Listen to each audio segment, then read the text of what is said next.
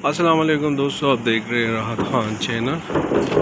और इस वक्त मैं मौजूद हूँ मैनहट्टन न्यूयॉर्क में। अल्लाह ताला से दुआ है कि खैर आफियत खुश और आबाद रहे।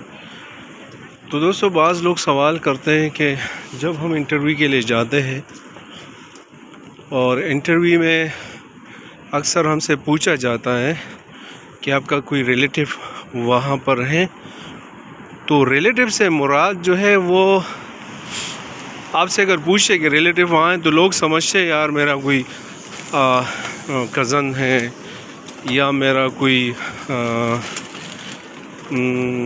चाचे के भांजा है और जिसे भी दूर के रिश्तेदार हैं, तो वो उनके हवाले से नहीं पूछते। वो आपसे पूछते यानी आपकी जो ब्लड रिलेशन होती है, यानी आपके कोई सिस्टर है या आपके कोई ब्रदर्स है या फादर्स मदर्स या सन डॉटर वगैरह जो भी है, अगर आपके हैं तो उस हवाले से आपसे पूछते।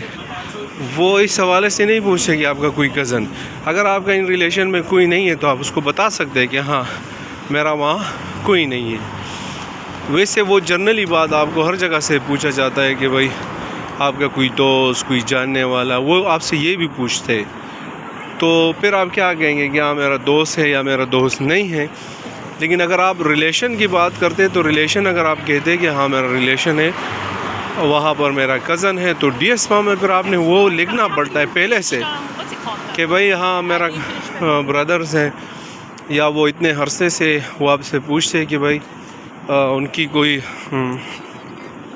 आपके जो ब्रदर्स है या आपके जो सिस्टर है वहाँ पर, तो क्या वो सिटीज़न है वहाँ के, अगर है तो कितने अरसे से है, या वो कितने अरसे से वहाँ रह रही है, या उनके पास कौन से डॉक्यूमेंट्स है, या उनका कोई कॉन्टैक्ट नंबर है, उनका कोई एड्रेस है। तो आपसे DS फॉर्म में भी पूछते हैं वो। जब आपने DS फॉर्म में बता दिया कि नहीं है, और अगर आप फिर जाते हैं और आपको बताते हैं वहाँ पर कि है, तो दोनों सूरतों में फिर आप जो है झूठे बन जाएंगे।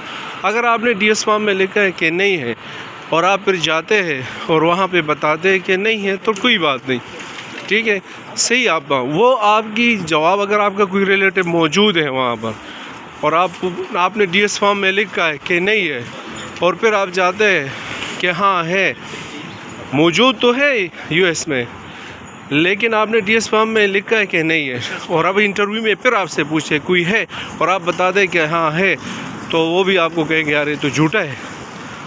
तो जो बात आपने DS फॉर्म में लिखी होती है कि मेरा नहीं है कोई, तो फिर आपने वो भी बतानी है कि हाँ इंटरव्यू में भी वही बताना है कि नहीं।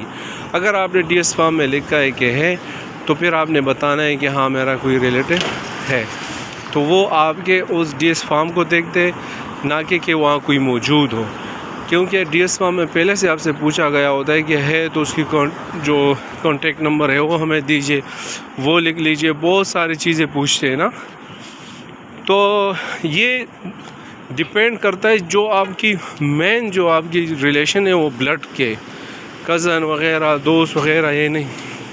तो ये रिलेटिव आपसे पूछते हैं, आपकी DS फॉर्म में भी पूछते हैं कि आपके मदर फादर वहाँ कोई सिटीज़न है या नहीं।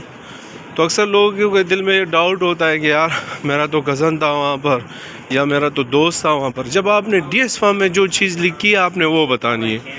अगर आपने हाँ लिखी है तो हाँ बतानी है, ना लिखी है तो ना बतानी, भले वो हो या नहीं हो, लेकिन DS फॉर्म में जो आपने लिखी है वो बतानी है। तो बाज़ लोग कहते हैं कि यार मैंने उसमें ना लिखा था कि नहीं है, फिर मैंने पूछा, इंटरव्यू में भी बताया कि नहीं है, लेकिन वो तो था, लेकिन वो आपकी कज़न के बारे में नहीं पूछ रहे, ना आपके किसी भी रिलेटिव के बारे में पूछते, वो सिर्फ आपसे ब्लड रिलेशन के बारे में पूछते। वैसे तो फिर इंटरव्यू में भी पूछते हैं कि दोस्त है, ये है, वो अलग बात है, लेकिन जो DS फॉर्म की मेन पॉइंट है वो रिलेशन अगर होती तो आपने फिर वहाँ पे लिखा होता, उसकी पूरी डॉक्यूमेंट सब का हवाला भी दिया होता, उनके नंबर भी, सोशल सिक्योरिटी नंबर भी।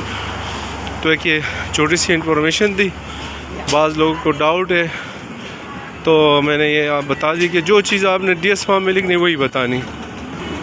तो इंशाल्लाह फिर मिलते हैं नई वीडियो के साथ, नई मालूमात के साथ। अपना बहुत सारा ख्याल रखिएगा, अपने पेरेंट्स का रखिएगा। उनसे दुआएं लीजिएगा, उन्हीं की दुआओं में आपकी कामयाबी है। वस्सलाम।